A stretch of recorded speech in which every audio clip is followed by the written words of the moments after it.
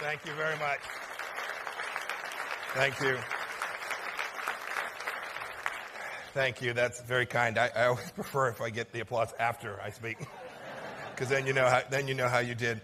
And Rupert, you referenced the Senate race and book publishing. I'm pretty sure those are both felonies if I talked about them. So I'm not going to mention either tonight. Thank you so much for those kind words, Rupert, for your generous introduction. Distinguished guests, ladies and gentlemen, it's great to be with you all tonight. It's remarkable. I'm sitting at the table with Dr. Kissinger and Hank Greenberg, the Stearns, amazing people who've done amazing things for America. Thank you all so much for your remarkable service. I've been fortunate to get a chance to know Dr. Kissinger, and he's in his mid-90s. Secretary Shultz is mid-90s. I got a lot of runway left. Must be something about Foggy Bottom that keeps you going. Thanks to Ken and the Board of Trustees here for taking such good care of us. I'm humbled by your generosity and the receipt of this award tonight. My son often reminds me there's much for me to be humble for. I actually told him about this, and he got online, he looked up all the previous recipients, and he wondered if the Institute hadn't lost its way. He is also famous for having sent out a note to the entire team that takes care of me when I travel, saying, when my dad got off the plane tonight, he looked like he was half dead. Would somebody put makeup on him? It was like 3 a.m. in some far-off place. I thought I'd take you back just a minute to talk about something that's very much on my mind. I remember I had hoped to be sworn in on January 20th, 2017 as America's CIA director, right a few hours after President Trump's inauguration. But Senator Wyden had a different idea about timeline. And so I was held up on that Friday. But I had asked the president to come out to CIA headquarters on Saturday morning out to Langley. So when I showed up there that day and the president showed up there that day, I was still the congressman from the 4th District of Kansas, hoping that I could scrounge 51 votes on Monday. I mentioned that because I will never forget what President Trump was focused on. Literally less than 24 hours after he had been sworn in, he was sitting with me and the senior counterterrorism team at the CIA. And he said 3 things. He said, I'm going to give you everything you need to do. I'm going to give you the authorities you need to conduct this campaign in a way that will keep Americans safe. I want to make sure that we destroy the caliphate, and I want to get the guy who's the leader of ISIS.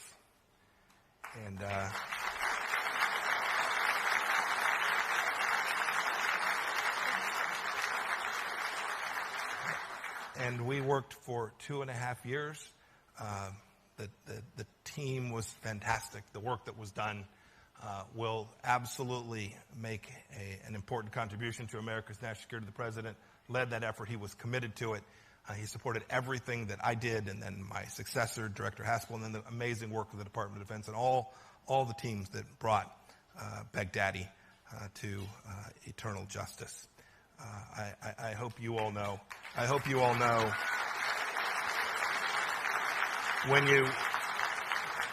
When you get a chance to see someone who's in uniform or someone who's an intelligence officer, you wouldn't know. There's actually some of you all sitting out here tonight.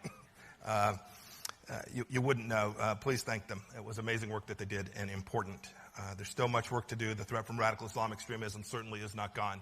But the work that was done to lead that shows the excellence, the uniqueness, and to the point that was mentioned earlier, the exceptionalism that we have here in the United States of America. I think it's true that we can think long about history. Half a century ago, your founder charged your institution to think about the future in unconventional ways. President Trump, when he selected me to be the director of the CIA, was certainly thinking about something unconventional. Who would have predicted that this kid from Southern California would have this amazing privilege? He also knew, Herman knew, that in the interest of furthering and protecting this great and noble experience that we call the United States of America, that there was no higher mission than to getting that right. And it's why I thought I'd focus in the few minutes today before I take some questions. I thought I'd focus on something that is central to what the Trump administration is working on, that is different from previous administrations. That's not political. We have just we have taken on the challenge from the People's Republic of China in a way that the time is calling for. Look, we have a long cherished tradition of friendship with the Chinese people. We continue to do so today. We have a Chinese-American community here in America that we love and treasure. I've known them through business and personal ties. I've known many of them. But I must say that the communist government in China today is not the same as the people of China. They're reaching for and using methods that have created challenges for the United States and for the world. And we collectively, all of us, need to confront these challenges from the PRC head on and along each of the many facets. There are many opportunities to be sure, but it is no longer realistic to ignore the fundamental differences between our two systems and the impact that those two systems have, the differences in those systems have on American national security. This is a departure, for sure. Might be viewed as unconventional. It's not what you've heard from leaders for the last 2 decades plus. Frankly, we've been slow to see the risk of China, the risk that it poses to American national security, because we wanted friendship with the People's Republic from the very start, and because we, as Americans, always continue to hope for that. But frankly, in our efforts to achieve this goal, we accommodated and encouraged China's rise for decades, even when that rise was at the expense of American values, Western democracy and security, and good common sense. We downgraded our relationship with our longtime friend Taiwan on the condition that the Taiwan question would be resolved peacefully to normalize relations with Beijing. We all too often shied away from talking directly about the human rights issues there and American values when they came into conflict. And we downplayed ideological differences even after Tiananmen Square massacre and other significant human rights abuses. We encouraged China's membership in the World Trade Organization and other international organizations, premised on their commitment to adopt market reforms and abide by the rules of those organizations. And all too often, China never followed through. We hesitated and did far less than we should have when China threatened its neighbors like Vietnam and like the Philippines, and when they claimed the entire South China Sea. Frankly, we did an awful lot that accommodated China's rise in the hope that communist China would become more free, more market-driven, and ultimately, hopefully, more democratic. And we did this for a long time. There's another reason we adopted these policies. We didn't realize how China was evolving. Frankly, the American people didn't get the full story. I've talked to so many business leaders. U.S. companies that invested heavily in China were forced to comply with China's terms. This includes just about any topic that the Chinese Communist Party deemed controversial. Beijing's intransigence creates a permanent class of China lobbyists in the United States. Their primary job is to sell access to Chinese leaders and connect business partners.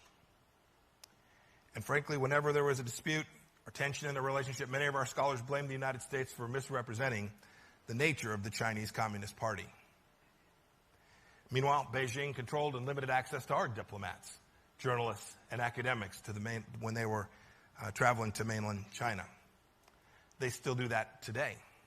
If you saw the difference in how Chinese diplomats are treated and how American diplomats and the access they have, you too would find the absence of reciprocity deeply inconsistent with American values.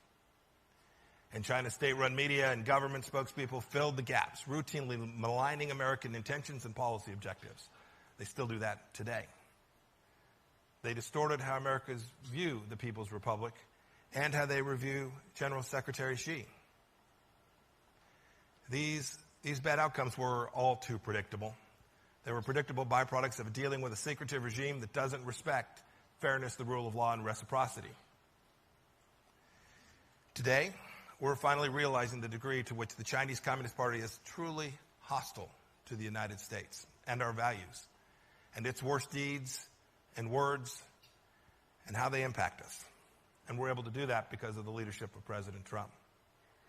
The president sounded this issue, this alarm, since his very first day. I remember one speech he gave back in Pennsylvania when he called China's He called China's WTO membership the greatest job theft in history. A lot of people laughed. I don't think so many of them are laughing now that they can see the reality. It's the case that now we know China weakens America's manufacturing base by conducting massive intellectual property theft. I had a group of Fortune 500 CEOs in my office last week. The stories are staggering. Now we know, too, that China threatens American freedoms by demanding our companies self-censor to maintain access to that Chinese market. We've all seen the stories recently of the NBA. The truth is Beijing ought to be free to run its own PR campaign. They're a sovereign nation. But if we disagree, our companies ought to be permitted to have that disagreement. Silencing dissent simply is not acceptable. And now we know that China threatens America's national security by developing asymmetric weapons that threaten our strategic assets too. The list goes on. And these aren't just our problems. They're problems for all nations that share our values. When we see Beijing use coercion as a preferred tool of statecraft, it's not good for those of us who believe in democracy and sovereignty as the fundamental norms that ought to dominate world commerce and the way nations interact. These ideas, they threaten the free and open international order by making extrajudicial, territorial, and maritime claims in places like the South China Sea and the Taiwan Strait. We know, too, that Beijing entwines its neighbors and others in its state-led economic model, often closing deals with bribes, often trapping many in debilitating debt levels, threatening their own sovereignty. And now we know, too, and we can see, China's regime trampling the most basic human rights of its own citizens, the great and noble Chinese people.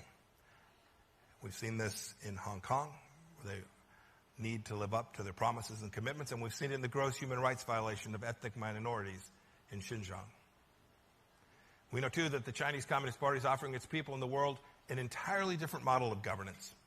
It's one in which the Leninist Party rules and everyone must think and act according to the will of the communist elites.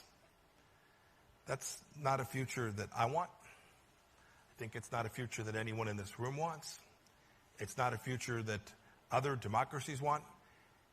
And it's not a future that the people of China, the freedom-loving people of China, everywhere, don't want this model. President Trump's national security strategy lays this out. It recognizes China as a strategic competitor. That means there's challenges and there's real opportunities, and we hope that we can engage with them in ways that are constructive. But it's reality, it's the truth.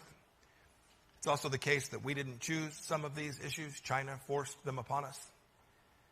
In the coming months, I'm going to give a series of sets of remarks. I'm going to talk about each of these in some more detail. I'll talk about the competing ideologies and values and the impact that has on America and the world. The Chinese Communist Party is a Marxist-Leninist party focused on a struggle and international domination. We need only listen to the words of their leaders. I'll discuss, too, how they interfere with the things we take most for granted here in the United States. The party's intelligence agencies, the United Front work, and its propaganda outlets have embarked on a global campaign to change public opinion in favor of Beijing. We want to preserve our freedoms, our freedom of speech, and we want to make sure that information flows freely everywhere. And I'll discuss, too, the impact on the international order. Beijing is actively creating its own international space, and it participates in international organizations to validate its authoritarian system and spread its reach. We, in the United States, and I think the good people who are part of the Hudson Institute, want to preserve the existing free and open international order that the United States has helped create and continues to lead. And I'll talk, too, about the economy. China has engaged in unfair predatory economic practices, and it's utilizing state assets to build its economic footprint all around the world. We want China to be successful. We want it to have a successful economy. We want a transparent, competitive, market-driven system that is mutually beneficial for all involved. You can see the first steps towards that in the Phase 1 deal that we're close to signing. I'm optimistic we'll get there. It's a good thing, a place that we can work together. We want to make sure that we get that right, and we want to make sure that the economic relationships are fair, reciprocal, and balanced as between us as well. I think this will show that there is common ground to be had, and the Trump administration will work tirelessly to find it wherever we can. And I'll get a chance, too, to talk about how our militaries compete and the capabilities that China has built up that far exceed what they would need for self-defense. You know, there's lots of discussion, lots of think tank discussion, lots of academic discussion about what the relationship will look like between the United States and China in the years and decades ahead. I'll be clear about what the United States wants. We don't want a confrontation with the People's Republic of China. In fact, we want just the opposite. We want to see a prosperous China that is at peace with its own people and with its neighbors. We want to see a thriving China, where Chinese business community transact business with the rest of the world on a fair set of reciprocal terms that we all know and understand. And we want to see a liberalized China that allows the genius of its people to flourish. And we want to see a China that respects basic human rights of its own people, as guaranteed by its own constitution. But above all, it's critical that as Americans, we engage China as it is, not as we wish it were. Herman Kahn used to remind us. He would urge us to think unconventionally, to create persuasive arguments for policy, and make those arguments consistently to the American people. We have to think anew and unconventionally about the People's Republic of China. I hope you will all join me in that. We will learn together, and we will develop a strong relationship between these two nations. I'm going to now stop and take a few questions from Ms. Khan. Thank you. God bless you all.